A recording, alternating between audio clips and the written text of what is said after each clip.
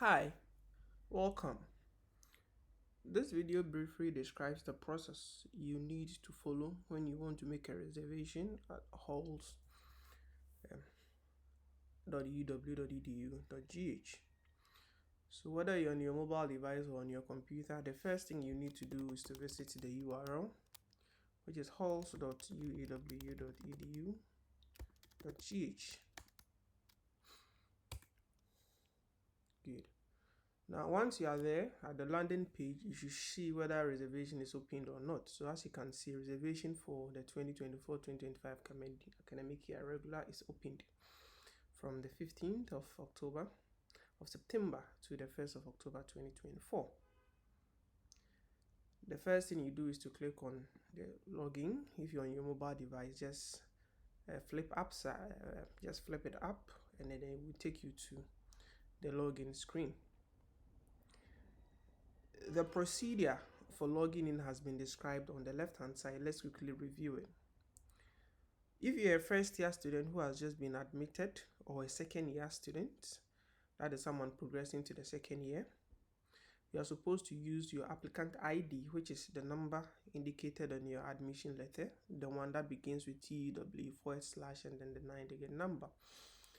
Except when you are entering the username, you don't have to bring the UEW / just the digits. If this is your first time logging in, you are supposed to use your date of birth as the default password, which follows the order year, month, and then day.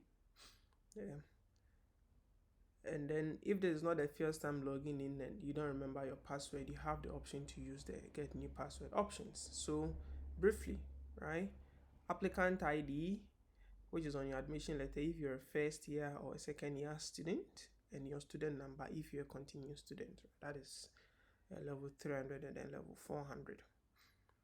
Okay, great. So now let's quickly log in. So let me enter my student number 513157003. Okay, and then I click on continue. Great. Now because this is my first time logging in, what I need to do is I need to enter my date of birth as the default password. So let me enter the year, select it, the month, click on the drop down menu and then just select it, and then the day, which is 30th, and then you go ahead and you click on login. Great. Now the system is going to force you to reset your password, right? So your date of birth, which was the default password, needs to be specified here again. So let's go, and then you select the month and then the day, which is great. Now you go ahead and then you enter your new password, and then you repeat the new password to ensure that you have the right thing. Once you are done, you click on change password. Good. Once the process is complete, it will route you back to the login page, and then you log in with the new password you just created. Great. Now if you enter your username and password and then it tells you that your credentials could not be found, then it means that your data is probably not in the system. Great. So now let's click on continue now that we are done.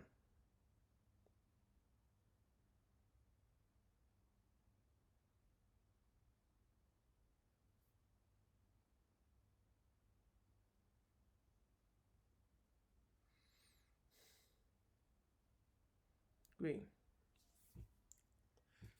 Now if you log in, this is your dashboard. We have on your left the dashboard, the reservation, and then the payment. Okay.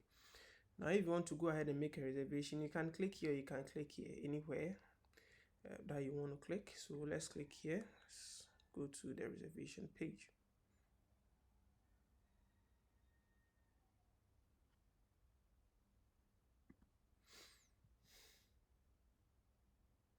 Network is a bit slow, but we should be there very soon. Great. Now once you are here, you should see select the hall, right? But halls will only show details when the selected hall has rooms for your gender. Okay, so for example, if you want to go to Agri Hall, the account I'm using, the gender is female. Okay, we know that GATE A is reserved for boys alone. So if you click on GATE A, you're not going to see anything because the gender of the account is a female. So if you click on a hall and you don't see anything, don't worry, you have to click on a hall that matches your gender. So for example, if you come to Agri Hall, we understand that Agri Hall is for females. Okay. Now for Agri Hall, you get to see the type of room that is available and the block. So we have Agri Block A, the room type is 2 in a room and the gender is female. There's also Agri Block B, the gender is female and then the room type is 2 in a room. Now let's try a different hall and then find out. Now let's come to Goose Hall 1, for example. If you click on Goose Hall 1, it gives you the list of rooms that are available. So for example, we have one in a room. We also have another one in a room for Block A1. If you come to Block A2, we have one in a room. Okay. Now if you scroll down, you should see that we have 3 in a room, which is Block C3 for female. Okay. So that's how you go about it. If you come to GATE B, for example, there are spaces available for female. So for example, we have 1 in a room for female. We have 3 in a room for female, and then we also have 4 in a room for female. That is for GATE Hall. So for the purposes of this video, let's book a room at Goose Hall 1. Green. Now let's scroll down and then let's select any of the 3 in a room. So we have female, which is Block C3, 3 in a room. Let's select that one. Now once you select that one, it gives you the total space available and then the available space.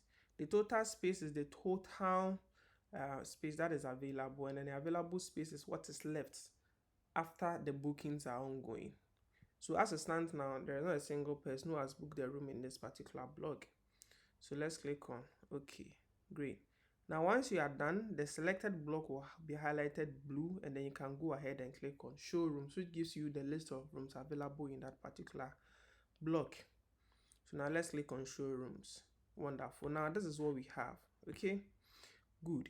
So for example, if you go to that block, which is Block C3 for female, 3 in a room, you get to see all the rooms that belong to that block and then the floor of that particular room. So for example, this is side 1, that is Goose Hall 1, and then we have the Block C3 floor 1 and then room 3. As you can see, the total number of people that has selected this particular room is 0, so the space left is 3 and what is allowed is 3. So let's go ahead and let's select the first one here. Once you are done, you click on continue with the selected room. Okay, so once you select the room, it deepens the color a little bit for you, and then you can go ahead and say continue with the selected room.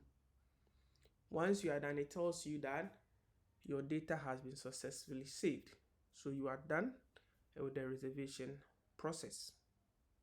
Great. Now let's take a look at what we are seeing here.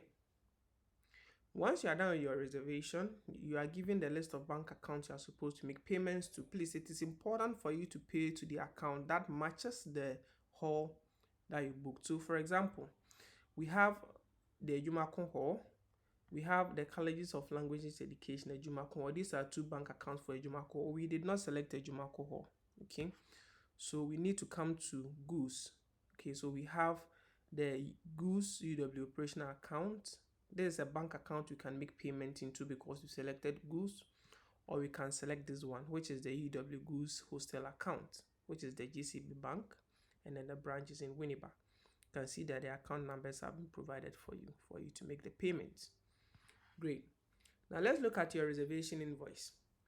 We have the hall that you selected, the block that you selected, the type, room type you selected, and then the room, and then the floor, and then the amount of money you are supposed to pay for the room that you selected.